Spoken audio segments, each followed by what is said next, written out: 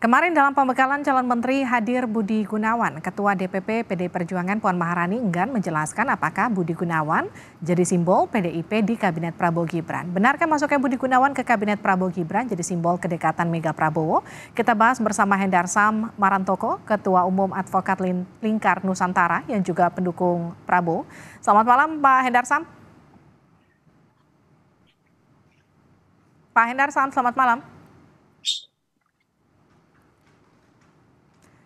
Kita sapa Ciko Hakim, politisi PDIP. Selamat malam Mas Ciko. Malam, Livi. Oke, dan juga ada Pak Muradi, Guru Besar Ilmu Politik dan Keamanan Universitas Pajajaran. Prof. Muradi, selamat malam. Malam Mbak, malam Bang Ciko, malam Mas Hendarsam.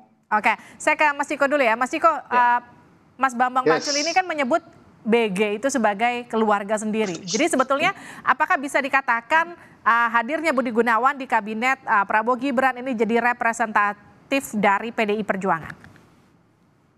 Terkait dengan itu, memang Pak Budi Gunawan ini kan dekat dengan semua kalangan ya, bukan hanya dengan PDI Perjuangan atau elit-elit di PDI Perjuangan. Kalau kita mengetahui secara lebih jauh lagi, Pak Budi Gunawan ini dekat juga sama Pak Sufmi Dasko, dekat sekali juga dengan Pak Prabowo Subianto. Dan satu hal ya, kalau kita bicara soal tadi kaum profesional, rasa-rasanya kalau dilihat dari 100 sekian yang diundang oleh Pak Prabowo, kami memiliki catatan-catatan tersendiri ketika beliau menyebut kaum profesional. Namun dari beberapa itu kami melihat memang ada betul-betul yang bisa disebut sebagai profesional. Salah satunya Pak Budi Gunawan. Kita tahu karirnya di kepolisian, kita mengetahui karirnya di bidang intelijen, menjadi kepala BIN misalnya selama 2 periode, di kepolisian juga karirnya sangat mulus, lancar, dan berprestasi. Artinya beliau memang mempunyai kompetensi dan tentunya akan ditaruh di posisi yang terkait dengan kompetensi beliau. Itu satu. Yang kedua, tadi kedekatan dengan presiden terpilih kan juga sangat diperlukan untuk bersinergi kabinet dan presiden bekerja untuk rakyat ke depannya. Nah, ini kita lihat dari situ, tapi kalau dibicarakan apakah ini utusan dalam tanda kutip dari PDI Perjuangan, saya bisa pastikan bukan, karena Pak BG sendiri bukanlah kader ataupun memegang KTA PDI Perjuangan. Tapi kalau kedekatan, saya rasa dari 100 sekian yang diundang itu mungkin separuhnya juga dekat kok dengan PDI Perjuangan.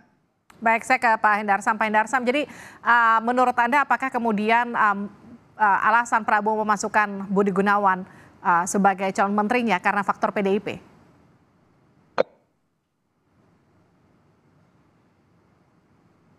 Masih di mute, Pak. Baik, Pak Hendarsam itu masih di mute nampaknya?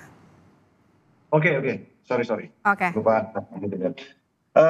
Salah satu faktor yang utama yang pasti kan kompetensi. Jadi mungkin senada dengan Bang Ciko tadi, Bang Ciko sudah sampaikan karir beliau di kepolisian dan juga di BIN yang cukup mumpuni selama ini, dan itu juga dilihat langsung oleh Pak Prabowo dalam 5 tahun periode kepemimpinan Pak Jokowi di periode kedua ini sudah membuktikan bahwa Pak Prabowo kemungkinan besar percaya dengan kemampuan beliau. Jadi hal tersebut hal yang pertama. Tapi mengenai masalah posisinya di mana, ya mungkin nggak jauh-jauh dari perkiraan teman-teman ini, ya. Tapi biarkanlah nanti pada saatnya di tanggal 21 Oktober Pak Prabowo yang sendiri akan menyampaikan nomenklaturnya seperti apa dan posisi-posisi itu diisi oleh siapa-siapa saja. Nah, kurang lebih seperti itu. Jadi bukan masalah kedekatan sebenarnya ini. Pak Prabowo sendiri, sebagaimana sudah dikatakan oleh Bang Ciko tadi, adalah sosok yang dekat dengan Pak BG, yang patut juga diketahui oleh masyarakat bahwa rekonsiliasi yang terjadi antara Pak Jokowi dengan Pak Prabowo itu diinisiasi oleh Pak BG juga, salah satu orangnya, dengan Pak Dasko. Jadi memang bukan orang baru gitu ya, baik dari sisi kompetensi juga yang sudah Baik, Prof. Muradi, ya.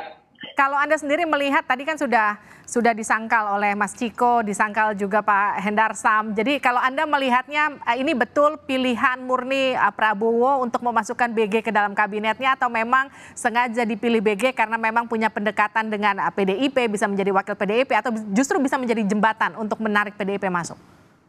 Ya, dalam tradisi demokrasi kan memang normal ya, ada yang memang kader tadi yang sama Bang Ciko tadi.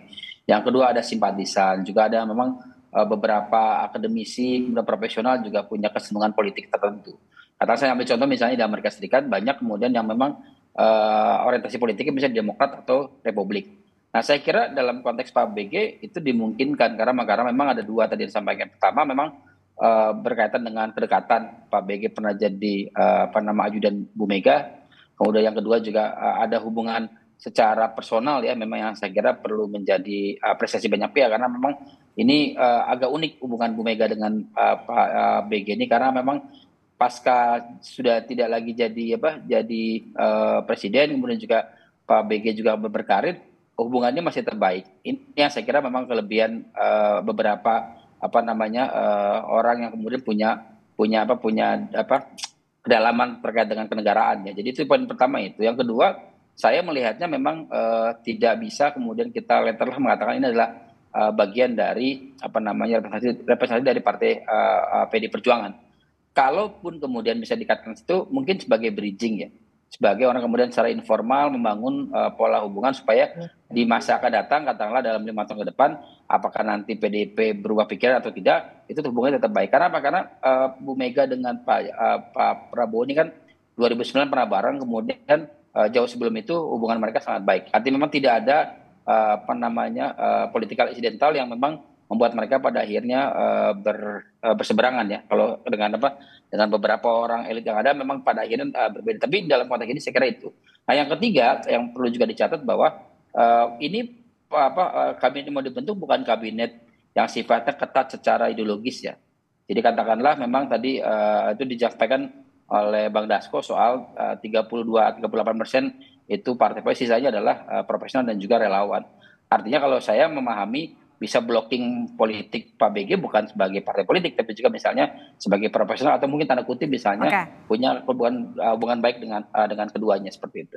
Saya ke Mas Ciko. Mas Ciko, jadi posisi PDIP saat ini ada di mana? Di dalam pemerintahan kah atau sebetulnya sudah ada di luar atau di luar pemerintahan kah? Kalau kita bicara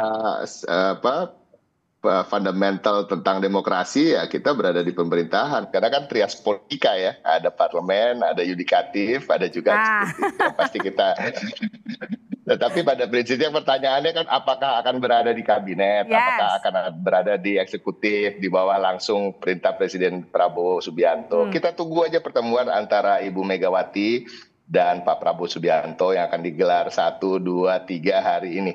Ya kan memang sisa 3 hari ya sebelum pelantikan.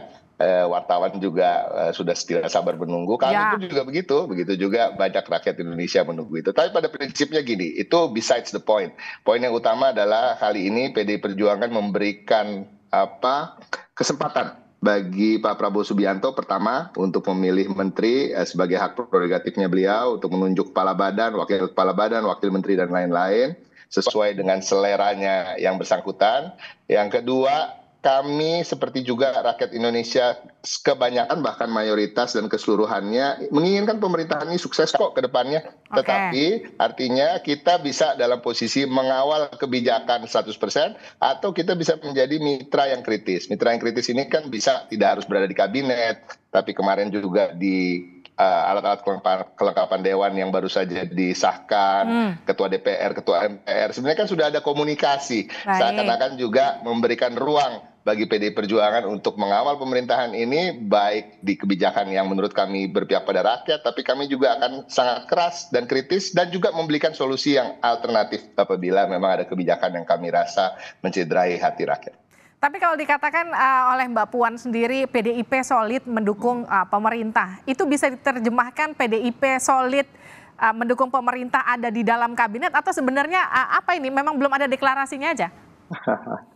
Belum ada sikap politik yang resmi dari PDI Perjuangan karena memang itu adalah wewenang dan hak ketua sesuai dengan mandat yang diberikan kepada yang bersangkutan Kongres yang lalu, bahwa Ketua Umum mempunyai hak prerogatif terkait mengambil keputusan terkait hal-hal yang sifatnya kebijakan yang strategis untuk partai. Jadi kita tunggu pertemuan antara Bu Mega dan Pak Prabowo, setelah itu baru kita bisa lihat bagaimana ke depannya.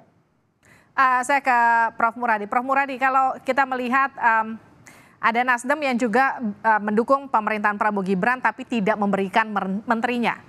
Ada juga kemudian yang disebut-sebut juga ikut mendukung PDIP meskipun belum deklarasi, juga tidak memberikan menterinya. Ada apa sih sebetulnya dengan hal-hal seperti ini? Ini hal lazimkah dalam politik? Ya biasa sebenarnya. Saya lihat 3 hal ya. Yang pertama itu berkaitan soal apa namanya tadi, kalau saya nyebutnya, saya sampaikan juga sama Kang Saan, juga sama Bang Ciko beberapa kali ya, itu soal etika politik. Ini kan PDIP, kemudian Nasdem kan memang secara normatif bukan pendukung Pak Prabowo. Jadi memang membiarkan kemudian rewardnya sudah jalan dulu. Ini mungkin 3 bulan, mungkin 1 tahun baru kemudian dievaluasi. Itu poin pertama. Yang kedua memang ini menyangkut soal strategi yang kemudian ingin coba diambil dari proses ini. Karena ketika kemudian semua orang masuk, jangan lupa bahwa pasar kemarin terbagi 2. Awalnya positif kemudian jadi negatif. Kenapa? Karena memang ada beberapa figur yang dianggap tidak clear secara etik, tidak clear secara dalam arti misalnya ada proses pemanggilan oleh KPK, oleh Kejaksaan dan seterusnya. Itu poin kedua.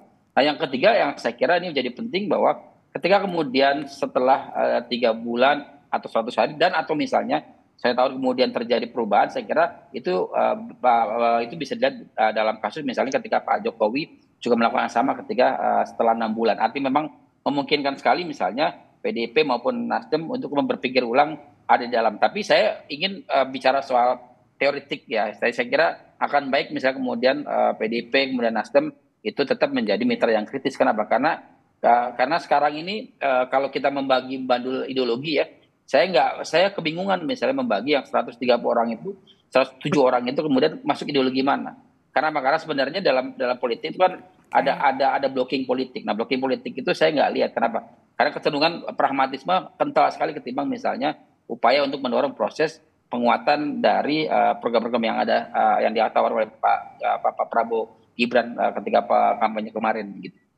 Baik, saya ke Pak Hendarsam. Pak Hendarsam, jadi bagaimana melihat rekan koalisi yang katakanlah seperti Nasdem yang sudah declare masuk ke koalisi tapi kemudian tidak memberikan wakilnya, support pemerintah tapi kemudian bilang akan tetap memberikan masukan dan juga kritik begitu, dan mungkin juga nanti PDIP juga akan melakukan hal yang sama. Bagaimana kemudian menjamin pemerintahan ini meskipun koalisinya besar tapi akan tetap solid? Ya, memang politik Indonesia itu sangat dinamis ya.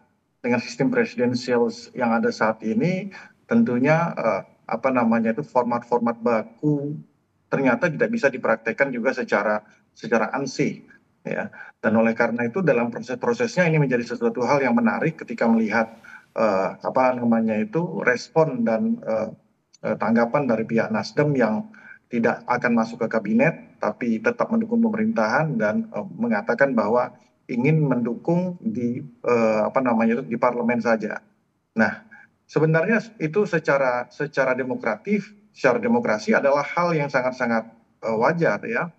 Jadi seperti saya mungkin dan beberapa teman-teman yang lain itu juga tentunya akan tetap mengawasi bagaimana menjaga mengawal pemerintahan ini dengan baik. Apabila memang nanti dalam perkembangannya bukan hanya dari pihak partai-partai saja ya, bukan hanya dari PDI, dari Nasdem, juga dari kita yang lain-lain, unsur-unsur yang lain ini, apabila memang ini sudah tidak sesuai, ada keluar dari jalurnya, ada out of the track, ya maka oleh karena itu kita sama-sama harus koreksi itu, harus sama-sama jagain Pak Prabowo.